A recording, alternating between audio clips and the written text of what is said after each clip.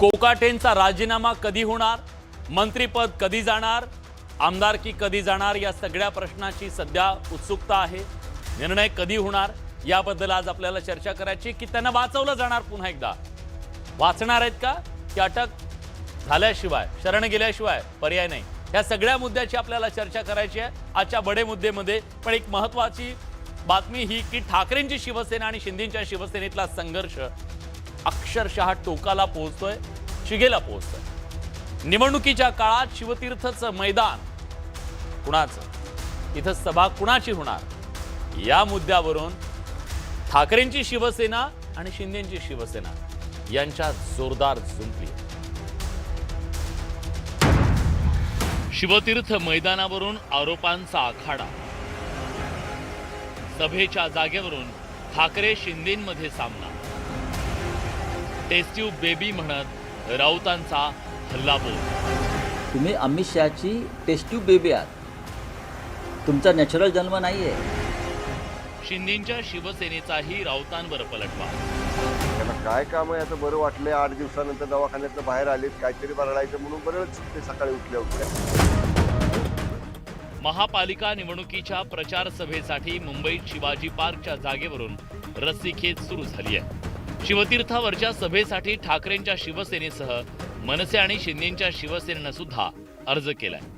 पण याच मुद्द्यावरून आता ठाकरेंच्या शिवसेनेचे खासदार असलेल्या संजय राऊतांनी एकनाथ शिंदेंच्या शिवसेनेवर जोरदार हल्ला चढवलाय।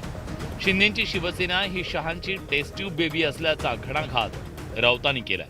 तुम्ही अमित शहाची टेस्ट ट्यूब बेबी आहात, बरं का? तुम्ही अमित शहाची टेस्ट ट्यूब बेबी आहात, तुमचा नॅचरल जन्म नाहीये। चुनाव आयोगाचे डॉक्टर, सर्वोच्च न्यायालयाचे डॉक्टर यांनी एकत्र येऊन तुम्हाला जन्माला घातलेला आहे, तात्पुरता जन्म आहे, लक्षात घ्या। तुमची व्यवस्था तात्पुरती आहे, त्याच्यामुळे शिवतीर्थावरती आम्ही सभा घेणार वगैरे असे गर्जना करू नका। संजय राऊत बोलले आणि त्यावर शिवसेनेकडून प्रत्युत्तर आलं नाही, असं शक्यतो घडत नाही।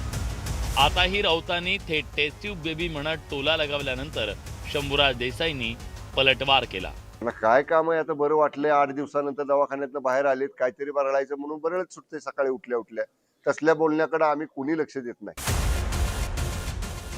निवडणूक आली म्हणजे आरोप प्रत्यारोप सुरूच असतात, पण महाराष्ट्रात झालेल्या पक्षफुटीमुळे मागील जवळपास 5 वर्षापासून 12 महिने आरोप प्रत्यारोप आणि जहरी टीकेचे वार सुरू झालेत। मुंबई ठाण्यामध्ये भाजपा आणि मिंदे गटाला पराभव स्पष्ट दिसतो। आता तर मोठ्या प्रतीक्षेनंतर महापालिका निवडणुकांचा बिगुल वाजला, त्यामुळे आता पुन्हा एकदा ठाकरे आणि शिंदेंच्या शिवसेनेत राजकीय संघर्ष पेटल्याचं दिसतंय। जसजशी मतदानाची तारीख जवळ येईल तसतसा हा संघर्ष आणखी तीव्र होणार एवढं निश्चित। शरद जाधव, न्यूज 18 लोकमत, मुंबई।